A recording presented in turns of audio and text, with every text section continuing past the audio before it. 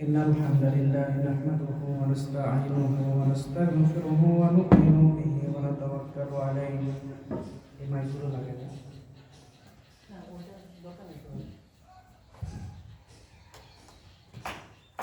ونعوذ بالله من شرور أنفسنا ومن سيئات أعمالنا من يهده الله فلا مضل له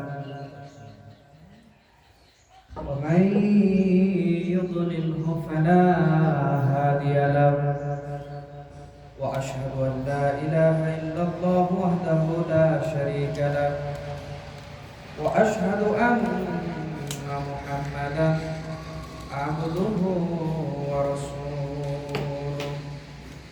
أما بعد فإن خير الحديث كتاب الله وخير الهدي هدي محمد صلى الله عليه وسلم وشر الأمور محدثاتها وكل محدثة بدعة وكل بدعة ضلالة وكل ضلالة في النار أما بعد فقد قال الله تعالى في كلامه المجيد وفي فرقانه الحميد فأعوذ بالله من الشيطان الرجيم بسم الله الرحمن الرحيم واتل عليهم نبأ الذي آتيناه آياتنا فانسلخ منها فأتباعه الشيطان فكان من الغاوين وقال رسول الله صلى الله عليه وسلم إن لله أهلين من الناس قالوا يا رسول الله من هم قال هم أهل القرآن أهل الله وخاصته رواه ابن ماجه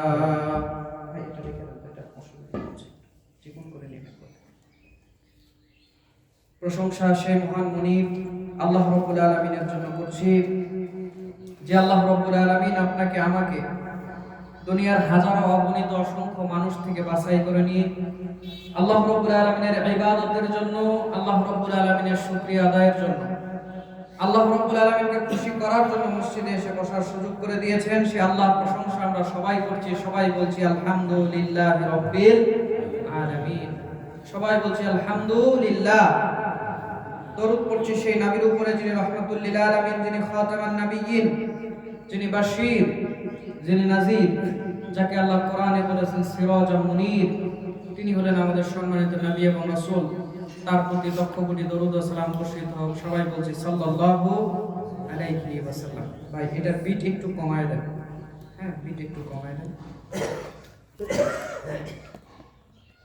আমার সম্মানিত ভাইরা জুমার দিন হচ্ছে মুসলিমদের অত্যন্ত গুরুত্বপূর্ণ ইবাদতের একটি দিন যেই দিনে বিশেষ আমলগুলোর মধ্যে একটি আমল হচ্ছে আল্লাহর নবীর প্রতি দরুদ পড়া আল্লাহর নবী সাল্লাল্লাহু আলাইহি ওয়াসাল্লামের প্রতি দরুদ পড়া হচ্ছে জুমাবারের স্পেশাল ইবাদত আর স্পেশাল আমলের নাম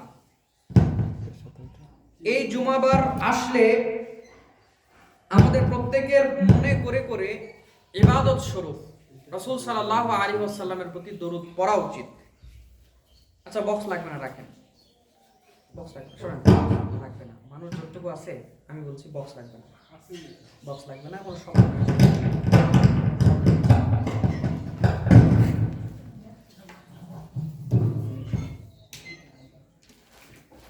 বক্স লাগবে না বাবু তোমার সামনে আসো এখানে আসো কত দূরে বসছো কেন সব সময় সামনের দিকে জায়গা পূরণ করে বসবা বসো এদিকে বসো হ্যাঁ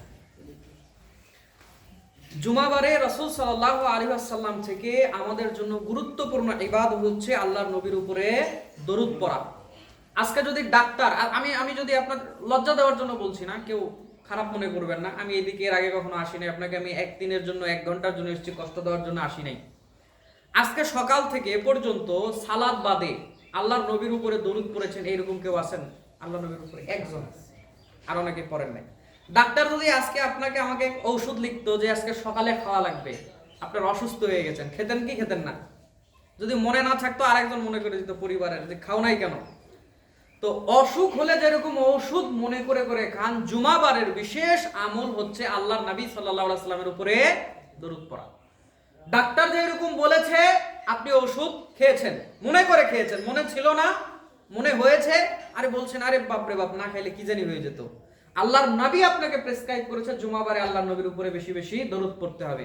এখনো সময় আছে, মাগরিব পর্যন্ত জুমাবার এখনো সময় আছে, আমরা এই বেলাতেও আল্লাহর নবীর উপরে দরুদ পড়তে পারি, পড়বো বলেন ইনশাআল্লাহ। এবার আমি একটি হাদিস বলে সামনে চলে যাচ্ছি। আল্লাহর নবী সাল্লাল্লাহু আলাইহি সাল্লাম বলছেন, এই হাদিসটি আপনি পাবেন 1531 নম্বর হাদিস, আবু দাউদ। ইন্না মিন আফদালি আইয়ামিকুম ইয়াউমাল জুমআ। আল্লাহর নবী বলছেন, তোমাদের দিনগুলোর মধ্যে শ্রেষ্ঠ দিন হচ্ছে জুমার দিন, তোমাদের দিনগুলোর মধ্যে শ্রেষ্ঠ বার হচ্ছে জুমাবার। তোমরা এই দিন আমার উপরে বেশি বেশি করে দরুদ পড়বে। ফা ইন্না সালাতাকুম মা'রুদাতুন আলাইয়া। তোমাদের এই দরুদগুলো, তোমাদের এই আমার উপরে পড়া সালামগুলো নিশ্চয় আমার কাছে পৌঁছিয়ে দেওয়া হয়। তো সাহাবীরা আল্লাহর নবীকে প্রশ্ন করলেন, আল্লাহর নবী, ওয়া কাইফা তুরাদু সালাতুনা আলাইকা ওয়া ক্বাদ আরামতা? ক্বালা ইয়াকুলু বালিতা। আল্লাহর নবী, আপনার কাছে দরুদ কিভাবে পৌঁছানো হবে? আপনি তো মরে যাবেন, শেষ হয়ে যাবেন, তো আপনার কাছে দরুদ কিভাবে পৌঁছানো হবে? তো আল্লাহর নবী বললেন, ইন্নাল্লাহা হাররামা আলাল আরদি আজসাদাল আম্বিয়া। নিশ্চয় আল্লাহ রাব্বুল আলামিন মাটিকে, জমিনকে, নবীদের বডিকে খাওয়া আল্লাহ রাব্বুল আলামিন হারাম করে দিয়েছে।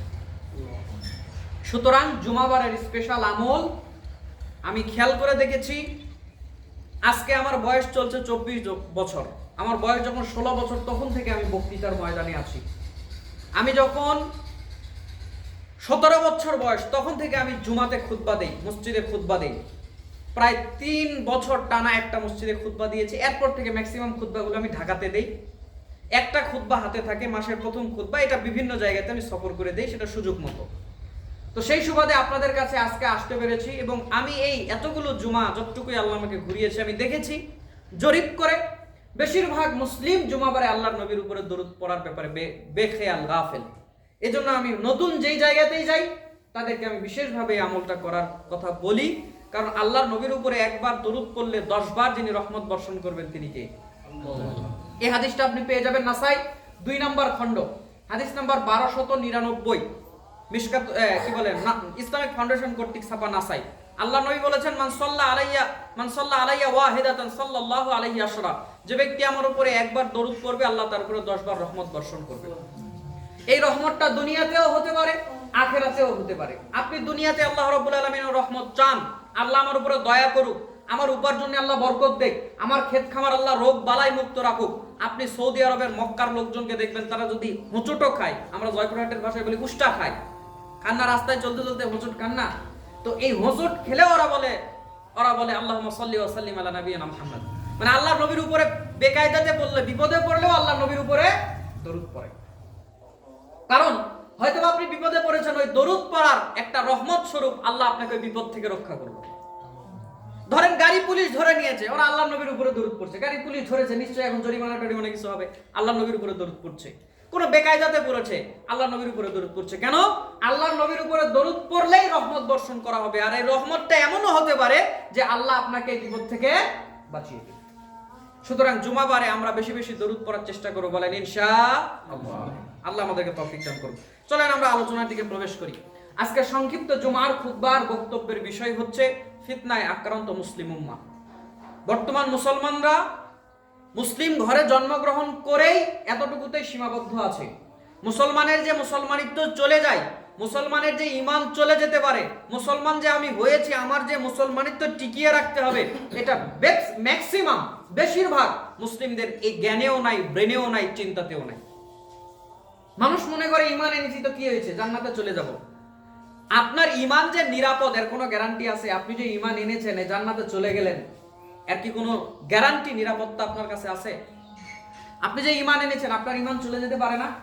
আপনি যে মুসলমান হয়েছেন, আপনার মুসলমানিত্ব চলে যেতে পারে না? আপনারা কি আমার কথা বুঝতে পারছেন? চাচারা আমার কথা কি বুঝতে পারছেন? ওযু করেছেন, ওযু চলে যায় না? যায় না? ওযু ভেঙে যায় না? তা আপনি ঈমান এনেছেন, ঈমানও চলে যায়। আশ্চর্য হবেন, অনেক সাহাবী নবীর হাতে হাত রেখে মুসলমান হয়েছে, আল্লাহর নবীর জামানাতেই মুরতাদ হয়ে গেছে। শুনেছেন এমন কথা? আল্লাহর নবীর সাহাবী, অনেক সাহাবী দুনিয়াতে কি পেয়েছে? জান্নাতের সার্টিফিকেট পেয়েছে। আর অনেক সাহাবী ঈমান এনে দুনিয়াতে আবার মুরতাদ হয়ে গেছে। অনেকে আশ্চর্য হচ্ছেন, এটা আবার কেমন কথা? হয়তো নতুন মনে হতে পারে, নতুন নয়। ইমাম ইবনুল কাইয়িম রাহিমাহুল্লাহর একটি কিতাব রয়েছে জাদুল মাদ, পড়বেন। আল্লামা শফিউর রহমান মুবারকপুরীর একটি সিরাত গ্রন্থ রয়েছে যার নাম আর রাহিকুল মাখতুম, পড়বেন। আসাদুল্লাহ গালিব স্যারের একটি সিরাত গ্রন্থ রয়েছে সিরাতুর রাসূল, পড়বেন। মক্কা বিজয়, রাসূল সাল্লাল্লাহু আলাইহি সাল্লাম যে মক্কা বিজয় করলেন, এই অধ্যায়ে প্রত্যেকটাই সিরাত গ্রন্থগুলো খুলবেন। আল্লাহর নবী সাল্লাল্লাহু আলাইহি ওয়াসাল্লাম যখন মক্কায় প্রবেশ করলেন, মক্কায় প্রবেশ করার পর আল্লাহর নবী সবাইকে ক্ষমা করে দিলেন। তবে আল্লাহর নবী সাল্লাল্লাহু আলাইহি সাল্লাম কতক লোককে ক্ষমা করতে নিষেধ করলেন, কতক লোককে আল্লাহর নবী বললেন এদেরকে হত্যা করে দাও। 9 জন, মতান্তরে কেউ কেউ বেশিও বলেছে 13-14 জন। তো 9 জনের মধ্যে 4 জনকে হত্যা করা হয়েছিল আর 5 জনকে ক্ষমা করে দেওয়া হয়েছিল। এই 4 জনের মধ্যে আবু জেহেলের, এই 9 জনের মধ্যে একজন হচ্ছে আবু জেহেলের ছেলে ইকরিমা, সেও ছিল। এবং আরো ছিল, তার মধ্যে আরেকজনের নাম ছিল ইবনু খাতাল। কি নাম বললাম? ইবনু খাতাল। আবু জেহেলের ছেলে ইকরিমা যখন আল্লাহর নবী মক্কা বিজয় করে আসলেন এবং বললেন এদেরকে যেই জায়গাতে পাবে, আবু জেহেলের ছেলে ইকরিমাকে যেই জায়গাতে পাবে ওখানে হত্যা করে দাও, এই ঘোষণা শুনে মক্কা ছেড়ে সে পালিয়ে গেল।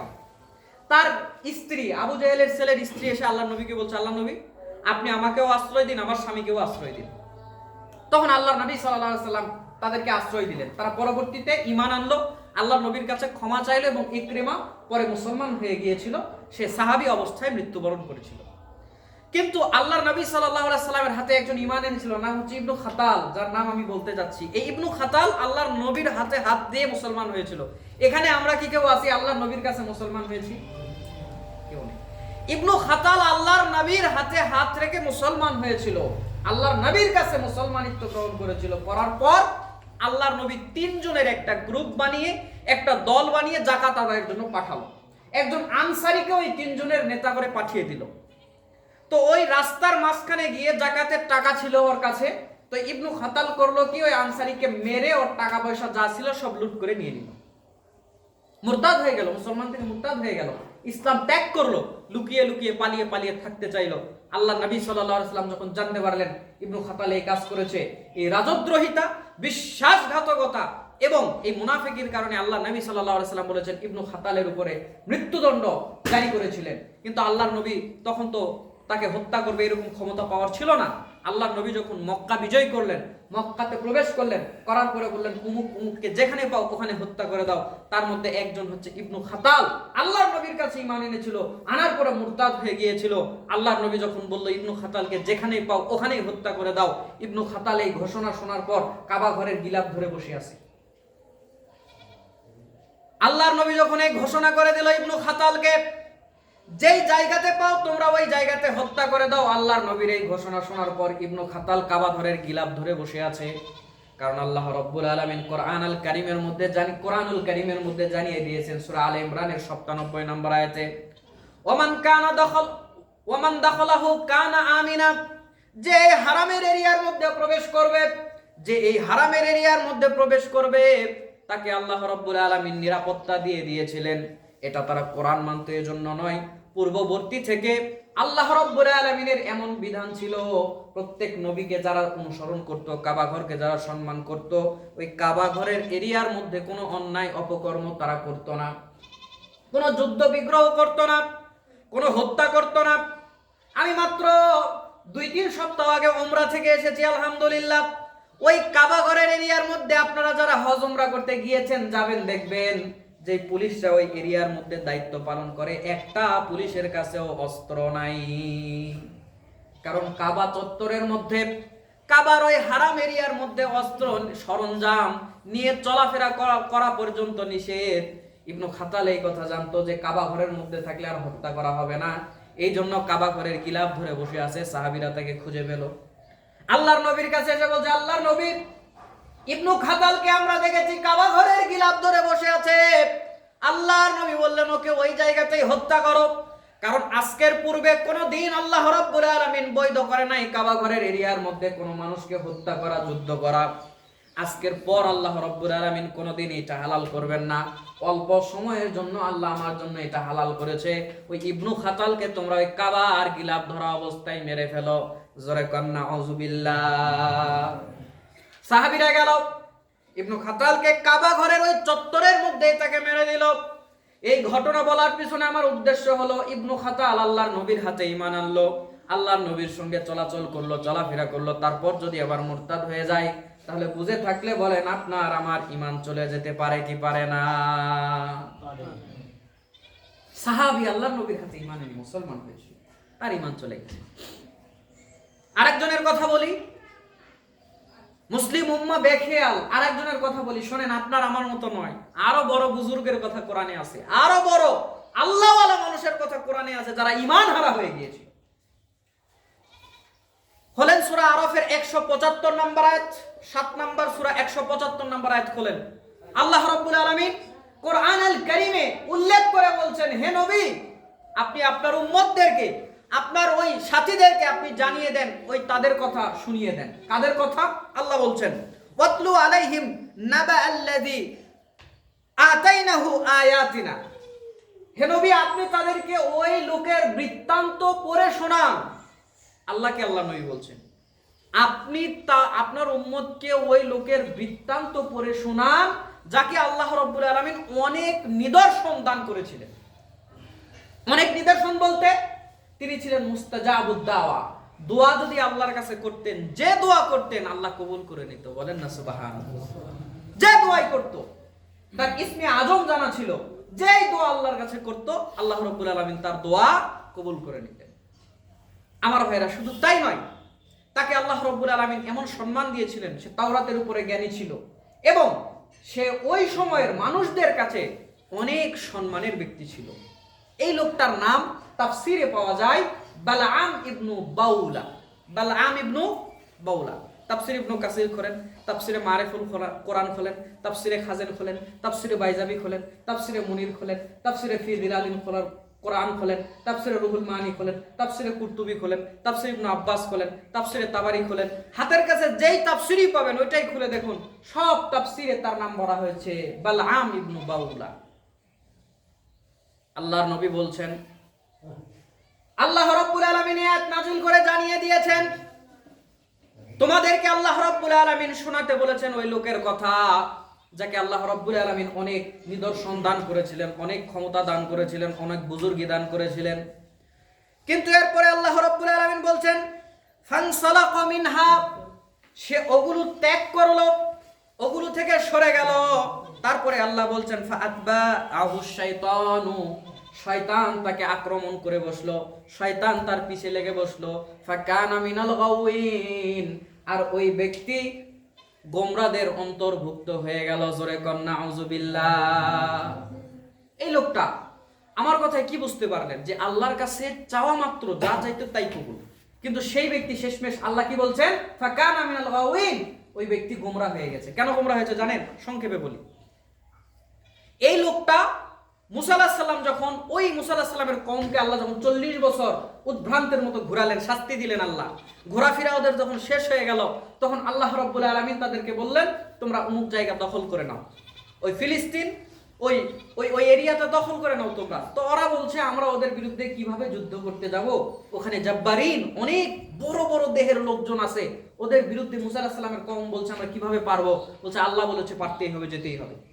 তো তারা গেল। এইদিকে ওই জাব্বারিনরা, ওই বিশাল দেহের লোকজনেরা ভাবলো, বাপরে বাপ, মুসা আসছে, আল্লাহর পয়গম্বর মুসা আমাদের বিরুদ্ধে যুদ্ধ করতে আসছে, আমরা যতই ক্ষমতাবান হই আল্লাহর নবীর বিরুদ্ধে আর আল্লাহর বিরুদ্ধে লেগে কি আমরা পারবো? যারা বলেন পারবে না, পারবে না। তো এই বালআম ইবনু বাউলা তাদের অন্তর্ভুক্ত ছিল। তো তার কাছে গিয়ে বলছে, আপনি একটু ওই মুসার বিরুদ্ধে দোয়া করেন, মুসার বিরুদ্ধে আপনি দোয়া করেন, কারণ আপনার দোয়া তো সব কবুল হয়ে যায়। আপনি মুসার বিরুদ্ধে বদদোয়া করেন, তারা যেন আমাদের উপরে জয়লাভ করতে না পারে, দোয়া আপনার কবুল হয়ে যাবে, আমাদের আর কোনো ঝামেলা হবে না। বালআম বলছে এই দোয়া কোনোদিন কবুল হবে না, খবর আমি এই দোয়া করতে পারবো না, এই দোয়া করলে আমার সব ধ্বংস হয়ে যাবে। তখন ওই বালআমের কাছে তারা অনেক সম্পদ, অর্থ ইত্যাদি পাঠিয়ে দিল, অনেক সম্পদ, অনেক কিছু।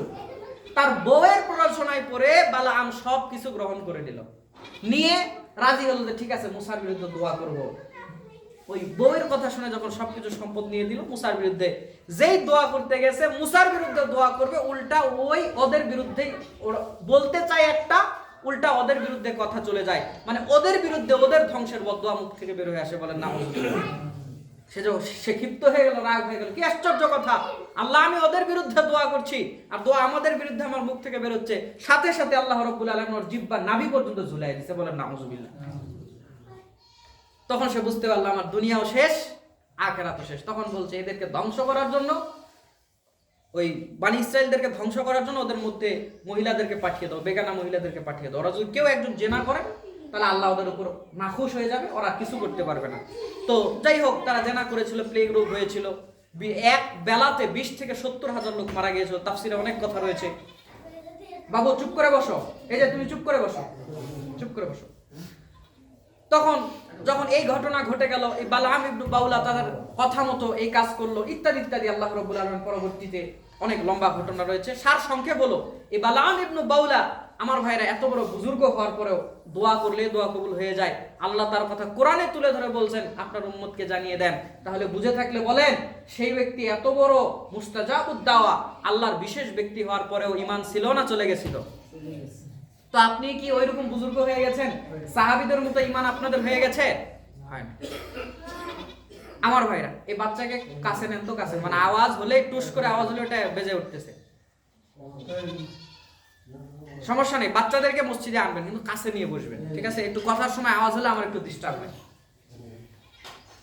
খারাপ আচরণ করা যাবে না, কারণ ভবিষ্যতে তারাই তো মসজিদ আবাদ করবে। রাসূল সাল্লাল্লাহু আলাইহি ওয়াসাল্লাম খুতবা দিচ্ছিলেন, মনে যখন হলো বলেই ফেলি। 3606 নম্বর হাদিস, ইবনে মাজাহ। রাসূল সাল্লাল্লাহু আলাইহি ওয়াসাল্লাম খুতবা দিচ্ছেন, এমন সময় আল্লাহর নবী সাল্লাল্লাহু আলাইহি ওয়াসাল্লামের দুইজন নাতি হাসান এবং হুসাইন রাদিয়াল্লাহু তাআলা আনহু খুতবার সময়, বক্তব্যের সময় তারা চলে এসেছে। হাদিস ইবনে মাজাহতে আছে, পড়ে দেখবেন। তো আল্লাহর নবীর কাছে আসার পর আল্লাহর নবী সাল্লাল্লাহু আলাইহি ওয়াসাল্লাম তাদেরকে দেখলেন, দেখে আদর করলেন, খুতবা বন্ধ করে আদর করলেন। তো সাহাবীরা দেখে ভাবলো, বাপ রে বাপ, মানে চোখে মুখে দেখলেও তো একটা প্রশ্ন বোঝা যায়। তখন আল্লাহর নবী সাল্লাল্লাহু আলাইহি ওয়াসাল্লাম বলল, শোনো, আমি যখন এদের দুইজনকে দেখেছি, ফালাম আসবির, আমি আর ধৈর্য ধারণ করতে পারি না, আখাযা ফি খুতবাতি। তারপর আল্লাহর নবী আবার খুতবা তার শেষ করলেন।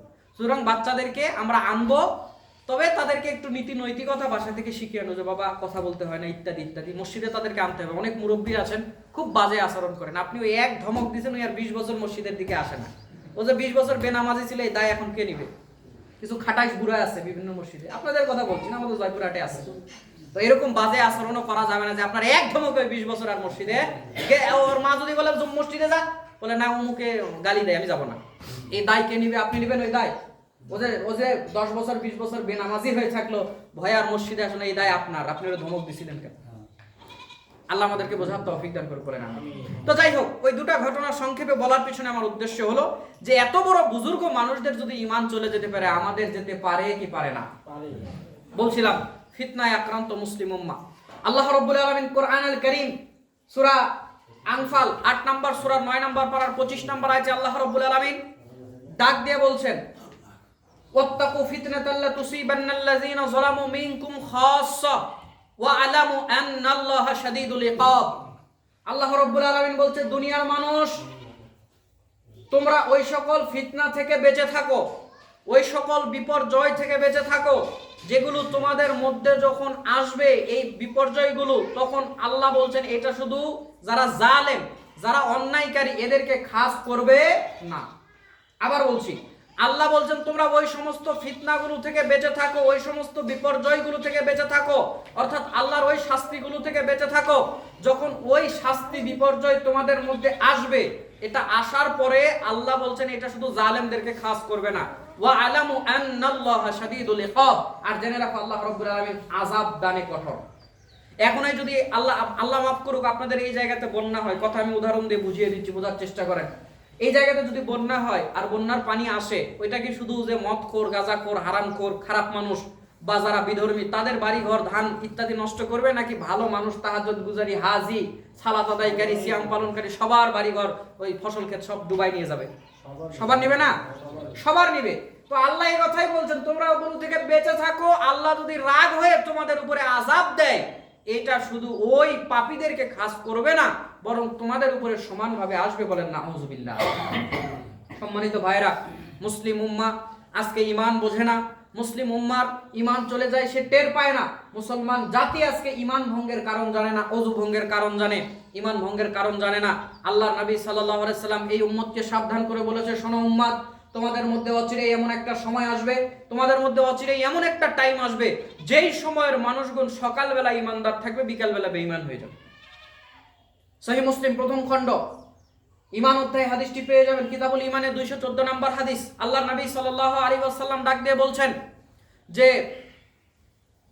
ইয়াতি আলান নাসি জামাআনুন, না এর আগে আরেকটা হাদিস বলি, বাদিরু বিল আমালি ফিতানান কাকিতাইল লাইলিল মুজলিম ইউসবিহু রাজুলু মুমিনান ওয়া ইউমসি কাফিরান আও ইউমসি মুমিনান ওয়া ইউসবিহু কাফিরান ইয়াবিউ দীনাহু বিআরদিন মিনাদ দুনিয়া।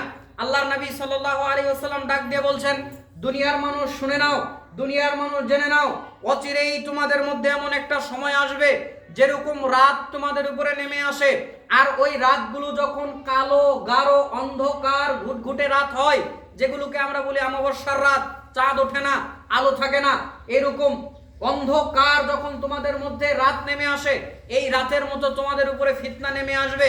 ওই ফিতনা তোমাদেরকে অন্ধকারের মতো ঘিরে নিবে।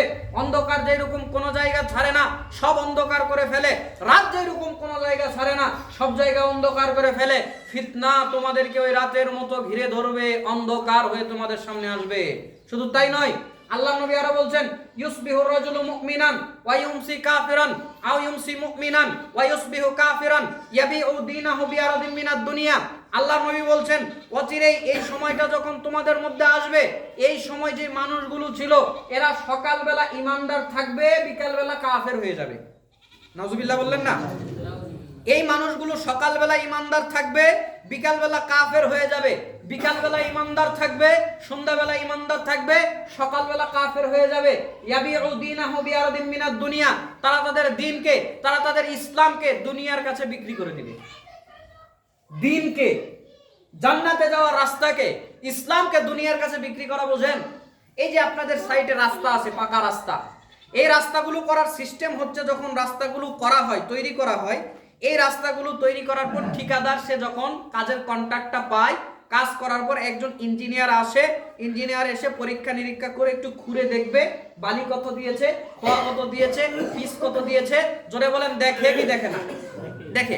তারপর তিনি একটা কাগজে সই করবেন যে না কাজ ঠিক আছে, উনি ওই সই নিয়ে গিয়ে, কাগজ নিয়ে গিয়ে ওই কাজের জন্য যে বাজেট আছে, ওই টাকা ধীরে ধীরে তোলে, জোরে বলুন ঠিক কিনা? এখন এসে দেখছে কাজ করেছে 6 নাম্বার, বালি ঠিকঠাক দেয় নাই, ইট দিয়েছে যেগুলো একেবারে অসল পড়েছিল ভাটাতে, ওগুলো তুলে এনে দিয়েছে, ভালো মতো পড়েই নাই। আবার পিচ দেওয়ার কথা 1 ইঞ্চি দিয়েছে, কোনো কোনো জায়গাতে হাফ ইঞ্চি, কোনো কোনো জায়গাতে 1 ইঞ্চির কম, কোনো কোনো জায়গাতে কোনো মতে খালি কালো দিয়ে চলে গেছে। রাস্তার উপর দিয়ে একটা যদি গাড়ি যায়, পিঠের চামড়া রাস্তার উঠে যায়। তো এখন সব বোঝার পরে বলতেছে ঠিকাদার কাম তো ভালো করো না, এই যে অবস্থা। স্যার সই একটা দেন তো, আপনার জায়গা মতো 10 লাখ টাকা পৌঁছায় দিবনি, আপনিও খাইয়া বাঁচেন, আমিও খাইয়া বাঁচি। স্যার সই দিয়ে দিয়েছে, 10 লাখ টাকায়, জোরে বলেন বিক্রি হয়েছে না হয় নাই? আল্লাহ নবী বলছেন, ইয়াবিউ দীনাহু বিআরদিন মিনাদ দুনিয়া, তারা তাদের দ্বীনকে, তারা তাদের ইসলামকে, তারা তাদের জান্নাতে যাওয়ার রাস্তাকে দুনিয়ার সামনে বিক্রি করে দিবে, টাকার সামনে বিক্রি করে দিবে, সম্পদের সামনে বিক্রি করে দিবে। আল্লাহ নবী বলছে এমন একটা সময় তোমাদের মধ্যে অচিরেই আসবে। শুধু তাই নয়, আরেকটি হাদিস বললে আপনার জন্য বোঝা সহজ হবে। 6015 নম্বর হাদিস, সহিহ বুখারী। আল্লাহর নবী সাল্লাল্লাহু আলাইহি ওয়াসাল্লাম বলছেন যে ইয়াতি আলান নাসি জামাআনুন খায়রু মালির রাজুলিল মুসলিমিন গানাম ইয়াতবাউ বিহা শাআফাল জিবালি ওয়া মাওয়াকিয়াল কতরি ইয়াফিরু বিদীনিহি মিনাল ফিতান। আল্লাহ নবী বলছেন, শোনো, অচিরেই তোমরা এমন একটা সময় পার করবে, অচিরেই তোমরা এমন একটা সময় পার করবে, যেই সময়ের মানুষজনের উত্তম সম্পদ হবে কয়েকটা ছাগল আর কয়েকটা বকরি।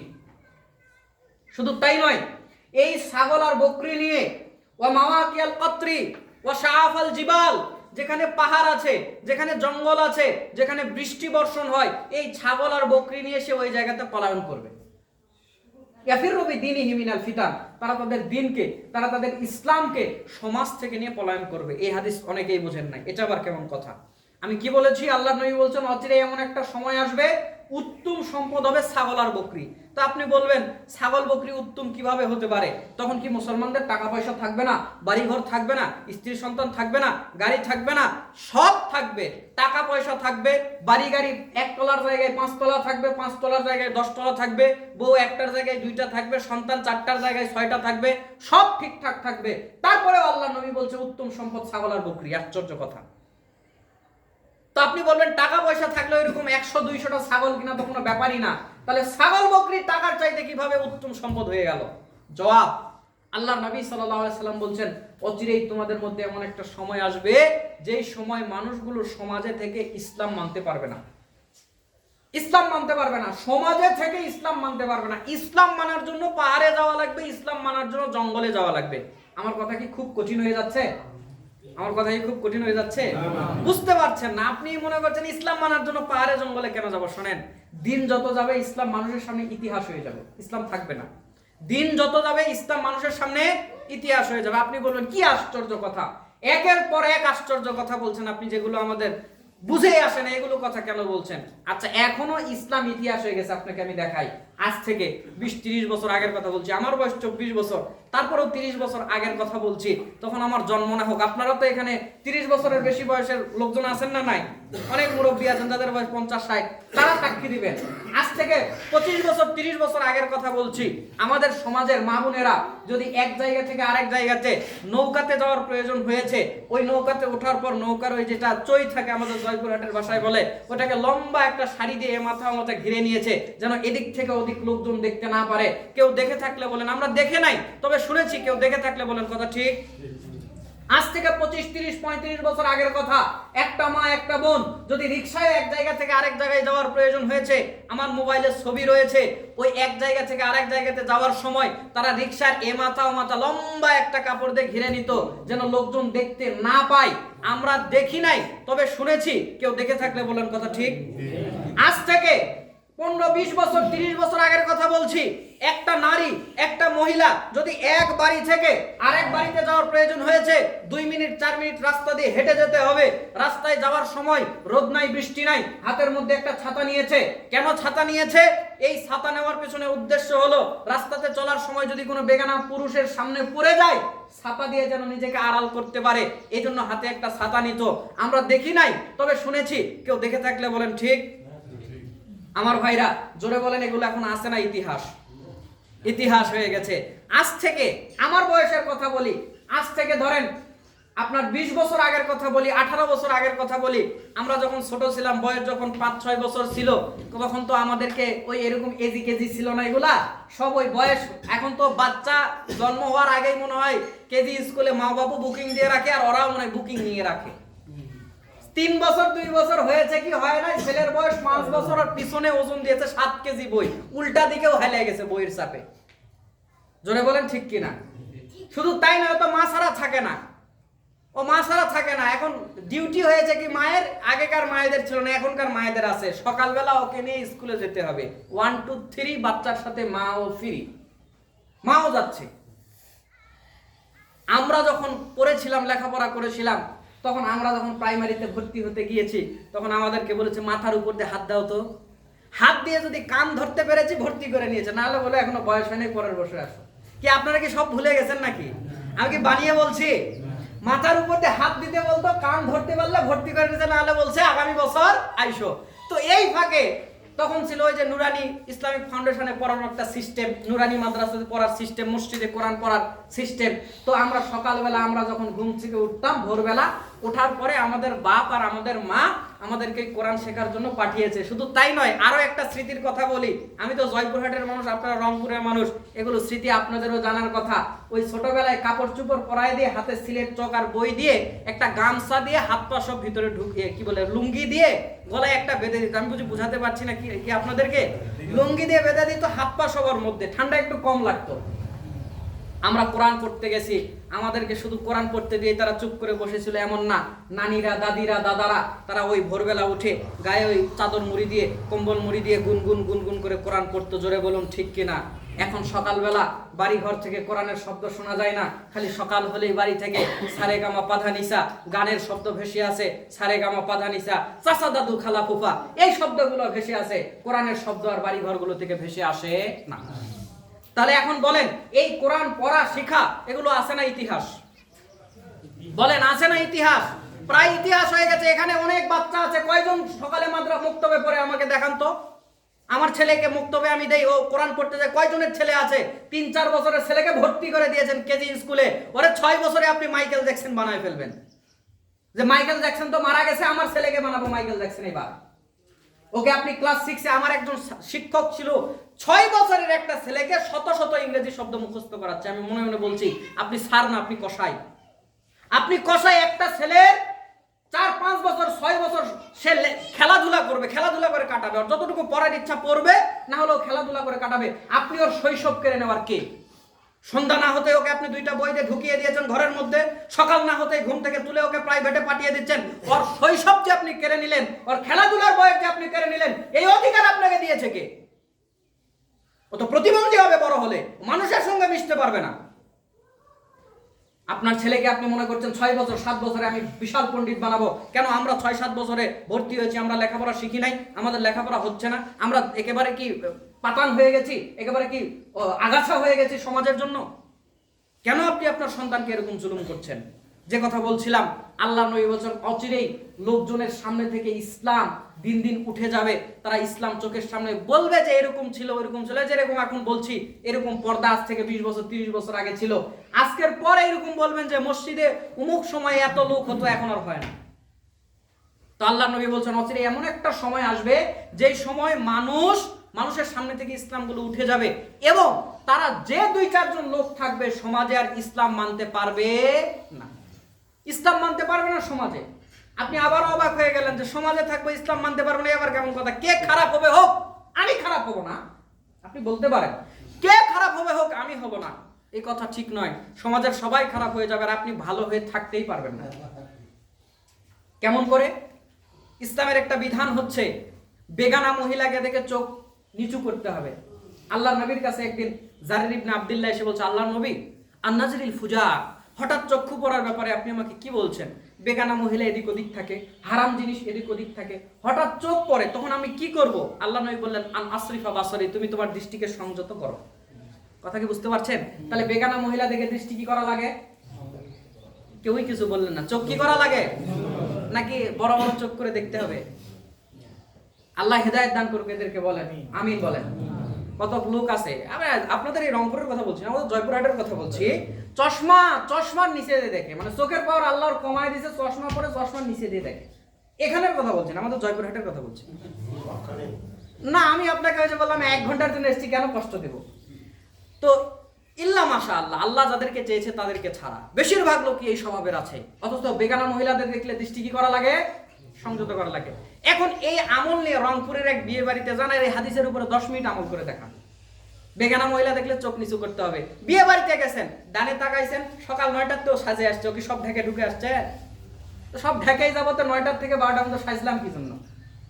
মনে করলেন এই দিক তাকাবো না, এই দিকে তাকাই, এইদিকে আরো 3-4টা, হায় রে সর্বনাশ, এদিকেও তাকাবেন না, সামনে তাকাইছেন আরো 3-4 জন, হায় রে আল্লাহ কোন দিকে তাকাই? কোনো দিকে তাকাবো না, উপরে 2 তলাতে আরো 3-4 জন, দানা কাটা পড়ি। কথা আমার মনে হয় বুঝেন না? তার মানে আপনি আপনার দৃষ্টিকে সংযত করতে চাচ্ছেন, জোরে বলেন পারছেন? আল্লাহ নবী বলছে এমন একটা সময় আসবে মানুষ ইসলাম মানতে চাইবে কিন্তু সে মানতে পারবে না। আরো আপনাকে দেখাই, আপনার বাড়ির সাইডে বিয়ে হবে, গান বাজবে কয়দিন? বলেন না, কয়দিন? 10 দিন বাজে না, এটা লিমিটের মধ্যে। 2-3 দিন বাজে, এটা ধরা যায়। 2-3 দিন, একদিন আগে একদিন পরে, মাঝের দিন, 3 দিন ধরা যায়। তাহলে 3 দিন গান বাজলো। এখন বলেন একজন মুসলিমের জন্য এইসব বাদ্যযন্ত্র হালাল না হারাম? আপনি বুঝতে পারলেন না? আমি আপনাকে যে বলেছি ইসলাম মানার জন্য বনে জঙ্গলে যেতে হবে, পাহাড়ে যেতে হবে, আপনি বোঝেন না, আপনাকে বুঝাচ্ছি। 3 দিন গান বাদ্য বাজবে। এখন নাকি মুসলমানের বিয়েতে গান বাদ্য না বাজলে হচ্ছেই না, তার বিয়ে 3 দিন বাজবে। আর এলাকাতে কিছু আগাছা আছে, এলাকাতে কিছু পরগাছা আছে, এলাকাতে কিছু ডাস্টবিনে ফেলা কিছু ময়লা আছে, যারা ওইরকম কিছু একটা অনুষ্ঠান হলো বক্স নিয়ে 4টা নিয়ে এসে বাজানো শুরু করে দিছে। আমি এদেরকে ময়লা বলি, এলাকার ময়লা, এলাকার ডাস্ট এগুলো আগাছা, এগুলো পরগাছা, এগুলোর কোনো মূল্য নাই। ভবিষ্যতে এদের কাছ থেকে ভালো কিছু আশা করবেন না, কারণ ওর বয়স এখন মাত্র 15 বছর 16 বছর, বক্স বাজানো নিয়ে মত্ত হয়ে গেছে। আর 10 বছর পর ও যে কি বাজাবে আপনি কি বুঝতে পারছেন এখনই? তো আল্লাহর নবী সাল্লাল্লাহু আলাইহি সাল্লাম গান বাদ্যকে কি করেছেন? হারাম করেছেন। আমি ওইদিকে গেলাম না, একটা হাদিস বলি। আবু দাউদে হাদিসটি রয়েছে। নাফি রাদিয়াল্লাহু তাআলা আনহু একদিন আব্দুল্লাহ ইবনে ওমর রাদিয়াল্লাহু তাআলা আনহু রাস্তা দিয়ে যাচ্ছেন। যাওয়ার সময় হঠাৎ আব্দুল্লাহ ইবনে ওমর রাদিয়াল্লাহু তাআলা কানের মধ্যে আঙুল দিলেন। তো তাকে প্রশ্ন করা হলো। নাফি রাদিয়াল্লাহু তাআলা আনহু কিছু দূর যাওয়ার পর নাফিকে প্রশ্ন করলেন যে কিছু শোনা যায়? বলছে না। আঙুল সরালেন। তো বললেন যে নাফি রাদিয়াল্লাহু তাআলা আনহুকে বললেন, আমি আল্লাহর নবীকে দেখেছি তিনি বাদ্যযন্ত্রের শব্দ শুনে কানে আঙুল দিয়েছেন, এই জন্য আমিও দিয়েছি। তাহলে বাদ্যযন্ত্র শোনা হালাল না হারাম? হারাম। এটা মনের মুনাফিকি বাড়ায় ভাই, এটা মনের মুনাফিকি বাড়ায়। হারাম করা হয়েছে ইসলামে। এখন গান বাদ্য হারাম, আপনি শোনেন না, কথা ভালো। আপনার ছেলেও কি শোনে না নাকি? কি বলে? শোনে? আল্লাহর নবী বাদ্যযন্ত্রের শব্দ শুনে কানে আঙুল দিল, আর আপনার ছেলের কানের মধ্যেই গান, ইয়ারফোন দিয়ে দিছে তো, আর কানের মধ্যেই গান। আল্লাহর নবী যেন কানে গান না যায় আঙুল দিছে, আর আপনার ছেলের, আপনার ভাইয়ের, আপনার সন্তানের কানের মধ্যে গান। আমি ওদিকে গেলাম না, এরা আল্লাহর নবীর উম্মত নয়। আল্লাহ নবী সাল্লাল্লাহু আলাইহি সাল্লাম বলেছে, আল্লাহ নবী সাল্লাল্লাহু আলাইহি সাল্লাম বলেছে যে যারা আমাকে অনুসরণ করবে, আল্লাহ নবী সাল্লাল্লাহু আলাইহি সাল্লাম বলেছেন, মান আতানি ফাকাদ আতা আল্লাহ ওয়া মান আসানি ফাকাদ আসাল্লাহ। যে ব্যক্তি আমাকে অনুসরণ করে সে আল্লাহকে অনুসরণ করে, আর যে আমাকে অনুসরণ করে না সে আল্লাহকে অনুসরণ করে না। সেই নবী বলেছে গান বাদ্য হারাম। আপনার ছেলে হারাম তো দূরে থাকলো, গান ওর গানের মধ্যে, গান ওর কানের মধ্যে। আল্লাহ এদেরকে হেদায়েত দান করুক, বলেন আমিন। ওদিকে যাচ্ছি না। তাহলে 3 দিন এখন গান বাজবে, শোনা হালাল না হারাম? এখন কি করবেন? এখন আপনার মোট কথা হলো গান বাদ্য যেন কানের মধ্যে না যায়, বাধা দিতে হবে।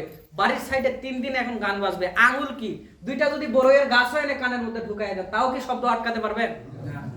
কতক্ষণ কানে আঙুল দিয়ে থাকবেন? সেদিন কি ভাত খাবেন না, গোসল করবেন না, লেখাপড়া করবেন না, গরু ছাগলকে খাওয়াবেন না? কতক্ষণ? আপনি কিভাবে ঠেকাবেন বলেন? তার মানে আপনি ইসলাম মানতে চাচ্ছেন, মানতে পারছেন না। শোনেন, আপনার জন্য এই সমাজ আর কোনোদিন বেপরদা মুক্ত হবে না। আপনি মনে করছেন দাড়ি একটু পরে রাখি, নামাজ একটু পরে পড়ি, আজকের পর কালকে, পরের দিন, 5 বছর, 10 বছর, 50 বছর, আল্লাহর নবী বলেছেন দিন যত যাবে ইসলাম ইতিহাস হয়ে যাবে এবং ইসলাম মানা মানুষদের জন্য তত কঠিন হবে। আজকের পর কালকে আপনি আরো ইসলাম ভালোভাবে মানতে পারবেন, এই সুযোগ আপনি পাবেন না। দিন যত যাবে অবস্থা খারাপ। তাহলে 3 দিন আপনার বাড়ির সাইডে গান বাজবে, এখন কি করবেন? আপনার বাড়ির সাইডে গান বাজছেই, তার মানে আপনি ইসলাম মানতে চাচ্ছেন, মানতে পারছেন না। এরকম করে চলতে থাকবে আমার ভাইরা। এক একটা আমল আপনার চোখের সামনে আছে, আপনি আমল করতে পারবেন না। আমাদের দেশের হুজুররা একটা ওয়াজ আপনাদেরকে শুনিয়েছে যে কিয়ামতের পূর্বে কোরআনের আয়াত উঠে যাবে, হাদিস উঠে যাবে, পৃষ্ঠা সাদা হয়ে থাকবে। কি বলেন? শুনেছেন না শোনেন নাই? যদি না শুনেন তাহলে এই ওয়াজ অন্যদিকে যায়। শুনছেন কি যে কি হবে? পৃষ্ঠা কি হবে? সাদা হয়ে যাবে। কোরআন থাকবে, আয়াত থাকবে না, পৃষ্ঠা সাদা হয়ে যাবে। ওই হুজুরের বাপ দাদা 14 গোষ্ঠীকে 6 মাস আমি সময় দিলাম, এই কথা কই আছে খালি খুঁজে বের করার জন্য। 6 মাস সময় দিলাম, খালি কই আছে যে কোরআনের পৃষ্ঠা সাদা হয়ে যাবে, হাদিসের পৃষ্ঠা সাদা হয়ে যাবে। কোরআন এরকম, কোরআন ঠিকই থাকবে, পৃষ্ঠা সাদা হয়ে যাবে। ওই হুজুরের সাথে 6 মাস আমি সময় দিলাম খালি কথা আছে কই খুঁজে বের করার জন্য। বাকি সঠিক ভুল পরে, খালি ও খুঁজে বের করুক আছে কই 6 মাস সময়। তাহলে শেষ জামানাতে কি হয়ে যাবে? শেষ জামানাতে যে অবস্থা হবে হওয়ার পিছনে কারণ কি? ইলম কিভাবে উঠে যাবে? স্পষ্ট হাদিস রয়েছে, আপনি খোলেন ইবনে মাজাহ 54 নম্বর হাদিস। আল্লাহ নবী সাল্লাল্লাহু আলাইহি সাল্লাম বলেছেন, ইন্নাল্লাহা ইনতিজাআন ইয়ানতাজিউহু মিনাল ইবাদ। আল্লাহ রাব্বুল আলামিন তার বান্দার মধ্যে থেকে জ্ঞানকে তুলে নেবেন। কিভাবে তুলে নেবেন? ওয়ালাকি ইয়াকবিদুল ইলমু বিকবদিল উলামা। আল্লাহ রাব্বুল আলামিন আলেম উলামাদেরকে উঠিয়ে নেওয়ার মাধ্যমে জ্ঞানকে তুলে নেবেন। সঠিক জ্ঞান নিয়ে যান আজকে। ইসলাম কিভাবে উঠে যাবে? আলেম ওলামার উঠে যাওয়ার মাধ্যমে জ্ঞান উঠে যাবে।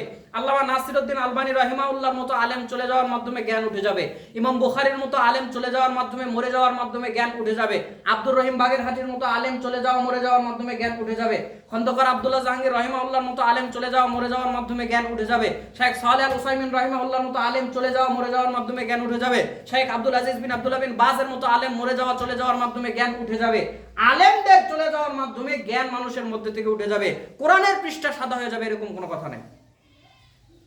এখন ধরেন এটা একটা চীনা ভাষার বই, আমি চীনা ভাষা পারি না, আমাকে যদি সকাল থেকে সন্ধ্যা পর্যন্ত পিটান আর চীনা ভাষার 1 পৃষ্ঠা পড়তে বলেন, আমি কি পড়তে পারবো? জোরে বলেন পারবো? এমন একটা সময় আসবে যে এই কোরআন বুঝার, কিতাব বুঝার লোক থাকবে না। যেরকম এখন চীনা ভাষা বুঝি না, তখন ওই সময়টা আলেম ওলামাই নাই, আপনাকে বুঝাবে কে? যতই কোরআন থাকে আর হাদিস থাকে। তা আল্লাহ নবী বলছেন স্পষ্ট হাদিস আলেমদের উঠে নেওয়ার মাধ্যমে আল্লাহ জ্ঞানকে তুলে নেবেন। তারপর কি হবে? ফাইজালামি বুকি আলিমান ইত্তাখাযান নাসু রুউসান জুহালা, মানুষজন আর আলেম খুঁজে পাবে না, মানুষজন আর আলেম খুঁজে পারবে না, জাহেলদেরকে তাদের আলেম হিসেবে বসিয়ে দিবে এবং তাদের কাছে ফতোয়া জিজ্ঞেস করবে, তারা ফতোয়া দিবে বিগাইরি ইলম, জ্ঞান ছাড়া। ফাদাল্লু ওয়া আদাল্লু, তারাও ধ্বংস হবে, তারাও গোমরা হবে, ওদের কাছ থেকে যারা ফতোয়া নিবে তারাও ধ্বংস হয়ে যাবে। আমার ভাইরা, তো আল্লাহ নবী বলছেন অচিরেই এমন একটা সময় আসবে যে সময়ের মানুষের উত্তম সম্পদ হবে ছাগল আর বকরি। মনে আছে আপনাদের? এখন আসেন, এই যে সমাজ গুনাহে ভর্তি, সমাজে থেকে ইসলাম মানতে পারছেন না, ইসলাম না মেনে জান্নাতে যাবেন, এরকম কোনো কথা আপনাদের জানা আছে? আমার তো জানা নেই। তো ওই লোকটা ইসলাম মানার জন্য, এখন আপনার জন্য আমি কি বলেছি, সমাজ ভালো হবে না, কিন্তু আপনাকে ইসলাম মেনেই জান্নাতে যাওয়া লাগবে। এখন আপনি বলছেন আমি এই সমাজেই থাকবো না, আপনার পরিবেশটা এমন হবে যে এই সমাজে আপনি থাকতে পারবেন না, এই সমাজ ছেড়ে আপনাকে চলে যেতে হবে শুধু ইসলাম মানার জন্য, দিন মানার জন্য। কোথায় চলে যাবেন? আল্লাহ নবী বলছেন পাহাড়ে চলে যাবে, যে জায়গাতে জঙ্গল আছে, পাহাড় আছে, বৃষ্টি বর্ষণ হয়, সেই জায়গাগুলোতে চলে যাবে, কারণ পানি তো লাগবে, পানির উৎস আছে, পাহাড় জঙ্গলে চলে যাবে। এখন বলেন ওই পাহাড়ে জঙ্গলে গিয়ে সে ছাগল বকরি নিয়ে যাবে, ওই পাহাড়ে আর জঙ্গলে আপনি অনেক টাকা পয়সাওয়ালা মানুষ, ওখানে 10 কোটি টাকা নিয়ে গিয়ে ওই জায়গাতে কোনো লাভ আছে? জোরে বলেন লাভ আছে? আপনি ওই জায়গাতে গেলেন কেন? একটু বুদ্ধি খাটিয়ে বলেন তো। এই যে একজন বলেছে ইসলাম আলোচনা, কেউ কেউ বুঝতেছেন, সবাই কি ঘুমাচ্ছেন নাকি আপনারা? সুরের ওয়াজ আমারও জানা আছে, মাহফিলে ডাক দিয়ে কত সুর লাগে, সুর না থাকে হাতির একটা সুর খুলে নিয়ে এসে লাগায় তারপর ওয়াজ করবো। কথা বুঝেন নাই? কিছু জ্ঞানের কথা বলি, একটু শোনার চেষ্টা করুন, কষ্ট করে এসেছেন। তাহলে ওই পাহাড়ে জঙ্গলে কেন গেল? ইসলাম মানার জন্য। এখন ওই জায়গাতে গিয়ে টাকা পয়সার কোনো মূল্য নাই, ছাগল বকরি উত্তম সম্পদ। কেন? সে ছাগলের মাংস খেতে পারবে যে কয়েকদিন বাঁচবে, সে ছাগলের বকরির দুধ দহন করে খেতে পারবে। এবার বুঝে থাকলে বলেন ওই জায়গাতে ছাগল বকরির চাইতে উত্তম আর কোনো সম্পদ আছে?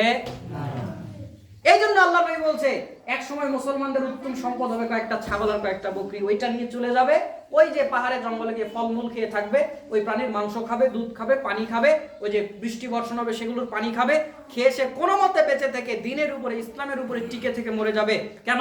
ইয়াফিররু বিদীনিহি মিনাল ফিতান, সে তার দিনকে, সে তার ইসলামকে এলাকা ছেড়ে নিয়ে পলায়ন করবে, কারণ সমাজে থেকে আর ইসলাম মানা যাচ্ছে না, শুধু ইসলাম মেনে জান্নাতে যাবে, এই জন্য এলাকা ত্যাগ করবে, যেটা শুরু হয়ে অলরেডি গেছে। সম্মানিত ভাইয়েরা, তো আল্লাহ নবী সাল্লাল্লাহু আলাইহি ওয়াসাল্লাম বলছেন অচিরেই তোমাদেরকে ফিতনা ঘিরে নেবে। শুধু তাই নয়, 2305 নম্বর হাদিস সহিহ বুখারী। এই হাদিসের আগে আরেকটা হাদিস বলবো, কি সময় যে অল্প আছে, আচ্ছা ওইটা একটু সংক্ষেপে বলি।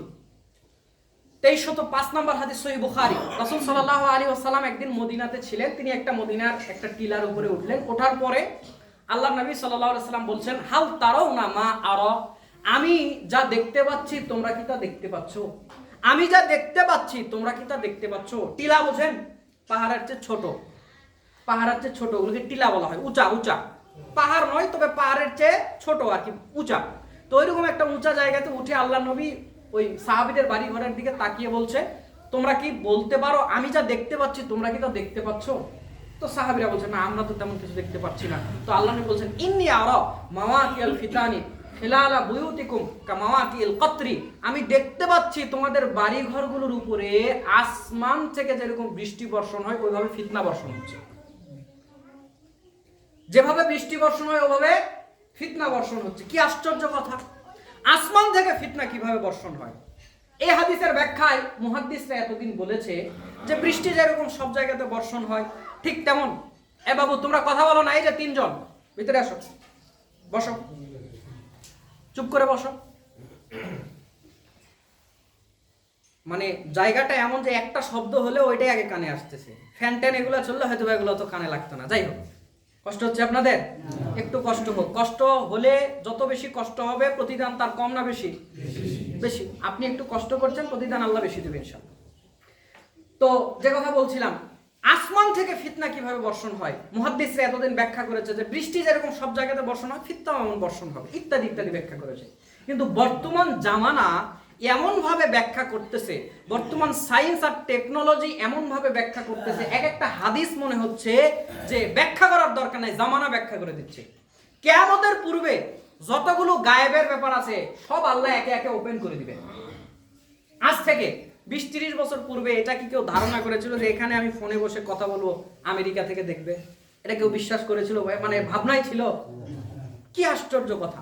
এই ফোনগুলো যখন আসলে এক জায়গার কথা আর এক জায়গায় শুধু কথা যায়, কি আশ্চর্য! এখান থেকে ফোন দিয়েছি চট্টগ্রাম কথা হয়, অবাক। কিন্তু এখন মানুষের কাছে এগুলো পান্তা ভাত, যেটা বলুন ঠিক কিনা? কিয়ামতের পূর্বে আল্লাহ এরকম এক একটা গায়েবকে উন্মোচন করবে। কিয়ামতের পূর্বে মানুষকে জীবিত পর্যন্ত করবে। মানুষকে মানুষ জীবিত করতে পারে? কি বলেন, পারে? কিয়ামতের পূর্বে করবে। কি করবে জানেন? দাজ্জাল করবে, হত্যা করবে, ওই আবার জীবিত করবে।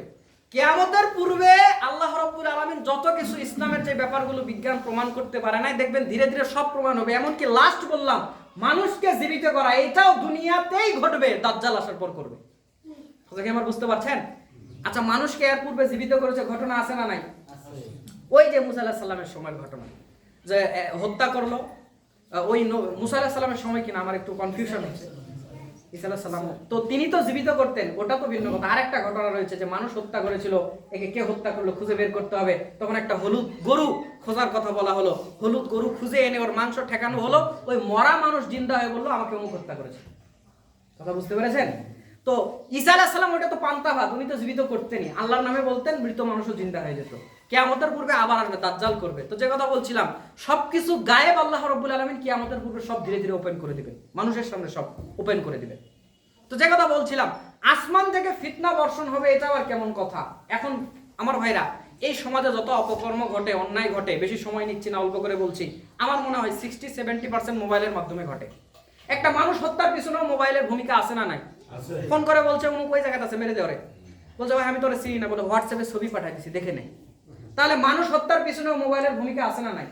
আরো জায়গাতে আছে, ওগুলো নাই বললাম। 4 সন্তানের মা এবার বলছে আমার বয়স 18 বছর, বিয়ে হয় নাই। ও ওইদিকে বলছে 3 সন্তানের বাপ করছে, আমি সবে মাত্র আমার বয়স 22। এগুলো যা আছে এগুলো তো আছে, আপনারা তো জানেনই। ম্যাক্সিমাম অন্যায় আর পাপ, জেনা ইত্যাদি সংগঠিত হয় কিসের মাধ্যমে? এই মোবাইলের মাধ্যমে। এখন বুঝে থাকলে বলেন, এই মোবাইল চলে কি দিয়ে? Satellite network. এই নেটওয়ার্ক আসে কোত্থেকে? আসমান থেকে। কিভাবে আসে? আপনারা হয়তো 2-1 চালু আছেন, বলতে পারছেন, অনেকে বুঝতে পারছেন। আসমান থেকে কিভাবে আসে? আপনি তো মনে করেন যে টাওয়ার আছে, ওই 4 ঠ্যাং খাড়া করে ওইটা থেকে নেটওয়ার্ক আসে। ওইটাতে নেটওয়ার্ক কোত্থেকে আসে? স্যাটেলাইটের মাধ্যমে আসে। আর এই স্যাটেলাইট গুলো আসে কোথায়? বাংলাদেশ থেকে একটা স্যাটেলাইট গেছে না, যায় নাই? নাম কি বলেন? বঙ্গবন্ধু স্যাটেলাইট। তো এই স্যাটেলাইট গুলোর মাধ্যমে পুরো বিশ্বকে কানেক্টেড করা হয়েছে। তার মানে মোবাইলের মাধ্যমে যত অপকর্ম অন্যায়, বেশিরভাগ অপকর্ম অন্যায় হচ্ছে মোবাইলের মাধ্যমে। আর এই মোবাইল চলতেছে কি দিয়ে? নেটওয়ার্ক দিয়ে। আর এই নেটওয়ার্ক আসতেছে কোত্থেকে? তা আল্লাহর নবী বলছেন তোমাদের বাড়ি ঘরের উপরে বৃষ্টির মতো ফিতনা বর্ষণ হচ্ছে, আমি দেখতে পাচ্ছি। আসমান থেকে বৃষ্টির মতো ফিতনা বর্ষণ হচ্ছে। এখন বুঝে থাকলে বলেন আমার ভাইরা, নেটওয়ার্ক শীতের সময় আছে না নাই? গরমের সময়, বৃষ্টির দিনে, রোদের দিনে 24 ঘন্টায়, দিনেও আছে রাতেও আছে, 24 ঘন্টায় ফিতনা উপর থেকে বর্ষণ হচ্ছে। আল্লাহ নবী বলছে আমি তোমাদের বাড়ি ঘরগুলোর উপরে দেখতে পাচ্ছি আসমান থেকে ফিতনা বর্ষণ হচ্ছে। মুসলিম উম্মাহ এই ক্ষতিগ্রস্ত হয়ে পড়ে গেছে। ওই আল্লাহ নবী বলেছেন আসমান থেকে ফিতনা বর্ষণ হবে। এই এখন আমার মনে হয় মোবাইল নেটওয়ার্কিং সিস্টেমের চাইতে বড় ফিতনা আর কিছুই নেই। কথা কি আমার বুঝতে পারছেন? আমার ভাইরা, 2-1টি হাদিস বলে বক্তব্য শেষ করে দিয়ে, আমাকে 20-এর মধ্যে শেষ করতে বলা হয়েছে, আমি শেষ করে দিচ্ছি ইনশাআল্লাহ। তাহলে এইরকম ফিতনায় পড়তে পড়তে মুসলমানদের অবস্থা একেবারে শেষ হয়ে যাবে, সার শূন্য হয়ে যাবে, এর কোনো কিছু থাকবে না। মানুষ দেখছেন, মুসলমান দেখছেন, কিন্তু এর কোনো মূল্য থাকবে না। কিরকম মূল্যহীন হবে? 5360 নম্বর হাদিস, মিশকাতুল মাসাহাবি। আল্লাহ নবী সাল্লাল্লাহু আলাইহি সাল্লাম বলছেন এমন একটা সময় তোমাদের মধ্যে আসবে, মানুষজন হবে 100 উটের মতো, লা তাকাদু তাজিদু ফিহা রাহিলা, কিন্তু চড়ার মতো একটাও না। মানুষ হবে 100 উটের মতো, কিন্তু চড়ার মতো একটাও না। ব্যাপার এটা আবার কেমন কথা? আচ্ছা, উটের পিঠে কি চড়া যায়? আপনারা এটা বিশ্বাস করেন? উটের পিঠে চড়া যায়, এটা বিশ্বাস করেন? উটকে মরুভূমি কি বলা হয়? জাহাজ বলা হয়। তো উটের পিঠে চড়ে এক জায়গা থেকে আরেক জায়গাতে যাওয়া যায়, কথা ঠিক। তবে আপনাকে 100টা উট দেওয়া হলো, তবে 100টা উটেরই ত্রুটি রয়েছে। একটার ডান পা নাই, আরেকটার বাম পা খোরা, আরেকটার চোখ কানা, আরেকটার মাথা খারাপ, আরেকটা এমন বুড়া 2 ধাপ দেয়, আবার মাটিতে 3 বার কোমর বসায় দেয়। জোরে বলেন, এইরকম যদি 100টা উট আপনাকে দেওয়া হয়, চড়ার মতো কয়টা দিছি? কথা কি আমার বুঝতে পারছেন? 100টা উট দিছি, তবে 100টা এরকম দুর্বল, কানা, খোরা, ল্যাংড়া, পঙ্গু যা আছে চড়ার মতো কয়টা দিছি? একটা। আরো সহজ করে বলি, 100টা মোটরসাইকেল দিয়ে বললাম আপনাদের ওই যে ফ্লাইওভারের নিচে জায়গাটার নাম কি? এটা জায়গিরহাট। এখানে 100টা মোটরসাইকেল দিয়ে বললাম একটার পিঠে চড়ে জায়গিরহাট ওখানে ব্রিজের ওখানে যাও, যেতে পারবেন কি পারবেন না? পারবেন? পারবেন। তবে আপনাকে যে মোটরসাইকেলগুলো দিছি, একটার সামনের চাকা নাই, আরেকটার পিছনের নাই, আরেকটার সিট নাই, আরেকটার টাঙ্কি নাই, আরেকটার ক্লাস নাই, আরেকটার ব্রেকই নাই। এখন বুঝে থাকলে বলেন চড়ার মতো কয়টা দিছি? একটাও না। তো আল্লাহ নবী বলছেন এমন একটা সময় আসবে, তুমি দেখতে পাচ্ছ ওগুলো অনেক 100 উটের মতো, কিন্তু সওয়ারি করার মতো একটাও না। দেখবা অনেক মুসলমান, কিন্তু কাজের একটাও। এইটা আপনি দেখতে পারবেন বেশিরভাগ বিয়ে করতে গিয়ে দেখবেন। আপনার একটা দিনদার ছেলে দিনদার মেয়েকে বিয়ে করবে না? দিনদার মেয়েকে তো বিয়ে করবে। এক মেয়েরে দেখতে গেছে, সবই ভালো, তবে মেয়ে 3-4 দিনের জন্য কোথায় যে গায়েব হয়ে যায় বাপ মাও জানে না। ছেলে বলতেছে আস্তাগফিরুল্লাহ নাউজুবিল্লাহ, এর বিয়ে করা যাবে না, চলে গেছে। আরেক জায়গাতে গেছে, মেয়ের সবই ভালো, কিন্তু বন্ধু বান্ধবের সঙ্গে বোরখা পরেও বসে থাকে। ছেলে পুরুষদের সঙ্গে আড্ডা দেয়, গল্প করে, রিকশায় যায় আসে, বোরখা পরে, তবে এগুলোও করে। জোরে বলে নাচে না নাই? যারা প্রকৃত বোরখা পরে তাদেরকে বলছে ওয়াল্লাহি আমি আমার চোখ দিয়ে দেখে বলছি, আল্লাহর কসম করে বলছি, আমি সিরাজগঞ্জ থেকে অনার্স করছি, ওখানে আমি দেখেছি বোরখা পরে, হাত মোজা পরে, পা মোজা পরে ছেলেদের সঙ্গে বসে গল্প করছে। বোরখা পরলেই কি ওদের সঙ্গে গল্প করা জায়েজ? ছেলে বলতেছে আস্তাগফিরুল্লাহ নাউজুবিল্লাহ, এটাও হবে না। আরেকটাতে গেছে, সবই ভালো, মেয়ে পিকনিক দিকে যায়, ঘুরতে যায়, বন্ধু বান্ধবের সঙ্গে হই হাল্লা, বাসের মধ্যে অনেক কিছু করে, সবই ভালো, লেখাপড়াতেও ভালো, নার্সিং এ পড়ে, ইত্যাদি ইত্যাদি। ছেলে বলতেছে আস্তাগফিরুল্লাহ, এটাও হবে না। এরকম দেখতে দেখতে 30টা মেয়ে দেখা হয়েছে, মেয়ে তো আছে অনেক, বিয়ে করার মতো কয়টা? একটাও না। তো আল্লাহ নবী বলেন ওরা হবে 100 উটের মতো, সরার মতো একটাও না। ছেলের দিকে তাকান, একটা দিনদার মেয়ে আছে, দিনদার ছেলের হাতে তো দিতে হবে নাকি? সবই ভালো, একজন শিক্ষক রে পাইছে, কোনো সমস্যা নেই, কিন্তু রাত হলে একটু লাল পানি খায়। বোঝেন নাই মনে হয়? ওর হাতে কি আপনার ওই দিনদার মেয়েকে তুলে দেওয়া যায়? আরেকটা খবর এসেছে, খুবই ভালো, বাপ মায়ের টাকা পয়সা অনেক আছে, হাফ প্যান্ট পরে ওই কোনো মতে একটা হাফ প্যান্ট পরে রাস্তাঘাটে ঘোরে না, চুলের কাটিং দেয়, সজারু কাটিং, বক কাটিং, ঠ্যাং কাটিং, যা পায় ও মেরে দেয়, টাকা পয়সা সবই আছে, হাতে ব্যাস করে ঘোরাফেরা করে। দিনদার একটা ছেলেকে মেয়েকে ওর হাতে তুলে দেওয়া যায়? এরকম দেখতে দেখতে ওই মেয়ের জন্য 20টা ছেলে দেখা হয়েছে, ছেলে তো আছে অনেক, বিয়ে দেওয়ার মতো কয়টা? তা আল্লাহ নবী বলছে এমন একটা সময় আসবে ওরা হবে 100 উটের মতো, দেখবে 100 উট, কিন্তু এরকম অসল চলে না। দেখবা অনেক মুসলমান, কিন্তু হিসাবে একটাও ধরা যায় না। ফিতনায় পড়ে ওদের ঈমান আমল এত নষ্ট হয়ে যাবে, এমনকি আল্লাহর কাছে দোয়া করবে, দোয়া কবুল হবে এই হাত পর্যন্ত নাই তাদের কাছে। আল্লাহ নবী বলছেন এমন একটা সময় মানুষজন পার করবে, সময় শেষ, আমি আমার বক্তব্যকে শেষ করে দিচ্ছি, গুটিয়ে নিচ্ছি। আমার ভাইরা, তো মুসলমানরা এই সময় এগুলো ফিতনায় পড়তে পড়তে, অন্যায় পড়তে পড়তে তাদের অবস্থা খারাপ হয়ে যাবে। এখন বাঁচার জন্য করবেন কি? 2 মিনিটে বলে বক্তব্য শেষ, 18 বাজে, বিশেষ শেষ। আমার ভাইরা, এখন করবেন কি? বাঁচার উপায় হচ্ছে এক, কোরআন সুন্নাহর জ্ঞান অর্জন করতে হবে। কারণ ভাইরাসের বিরুদ্ধে অ্যান্টিভাইরাসের দরকার। আপনার জ্বর হয়েছে, শরীরে ভাইরাস জ্বর হয়েছে, ওর বিরুদ্ধে কি খাইতে হবে? অ্যান্টিবায়োটিক খেতে হবে। তো আপনার ফিতনা নামক ভাইরাস যদি আপনি আক্রান্ত হয়ে যায়, এর বিরুদ্ধে অ্যান্টিভাইরাস কোনটা আছে? এই অ্যান্টিভাইরাসের নাম হচ্ছে কোরআন এবং হাদিস। কারণ কোরআন হাদিসের জ্ঞান যদি আপনার থাকে, কোনটা ফিতনা ওইটা বুঝবেন কি বুঝবেন না? বুঝতে পারবেন। এবং কোরআন হাদিসের যারা জ্ঞান রাখে, আল্লাহ এদেরকে তার আপনজন বলেছে। সুবহানাল্লাহ বললেন না? 215 নম্বর হাদিস, আল্লাহ নবী বলছে ইন্না লিল্লাহি আহলিনা মিনান নাস। আল্লাহ নবী বলছে তোমাদের পরিবার যেরকম আপন, মানুষের মধ্যে এরকম কত লোক আছে আল্লাহর খুব আপন। তো সাহাবীরা প্রশ্ন করছে আল্লাহ নবী তারা কারা? আল্লাহ নবী বলছেন হুম আহলুল কোরআনি আহলুল্লাহি ওয়া খাসসাতু, ওরা হচ্ছে কোরআনওয়ালা, এরা হচ্ছে আল্লাহ রাব্বুল আলামিনের প্রিয় বান্দা, ওয়া খাসসাতু এবং আল্লাহর খাস বান্দা। তো আল্লাহর যদি খাস, এমপির যদি খাস লোক হয়, ওর কি আর পুলিশের ভয় আছে? এ কথা কন না, ওর কি আর পুলিশের ভয় আছে? চেয়ারম্যানের যদি ছেলে হয়, ওর কি আর এলাকাতে কোনো ডর ভয় আছে? আর আল্লাহ বলছে সে আমার আপনজন, ওর দুনিয়াতে আর কি ভয় থাকতে পারে? সূরা মুজাদালার 11 নম্বর আয়াতে আল্লাহ বলছেন ইয়ারফাইল্লাহুল্লাযীনা আমানু মিনকুম ওয়াল্লাযীনা উতুল ইলমা দারাজাত। আল্লাহ বলছেন আমি যাদেরকে ঈমান দিয়েছি, আমি যাদেরকে কোরআন হাদিসের জ্ঞান দিয়েছি, আমি আল্লাহ নিজে এদের সম্মান, ইজ্জতকে, মর্যাদাকে বাড়িয়ে দিই। তা আল্লাহ দায়িত্ব করে বাড়িয়ে দেয়।